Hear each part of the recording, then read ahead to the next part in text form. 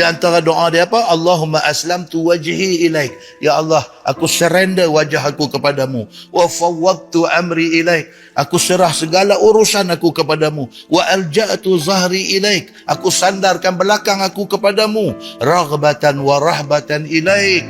Aku serahkan benda ni semua dalam keadaan senang dan takut kepadamu, ya Allah. La malja'a wa la manja minka illa ilaik. Dia kata, tidak ada tempat lagi bagi aku nak berlindung daripada kena azabmu, ya Allah. Tak ada. Tak ada tempat nak menyorok daripada kena azab Allah. Tak ada. Allahumma amantu bi kitabik. Ya Allah, aku beriman dengan kitab Quranmu. Allazi anzalta.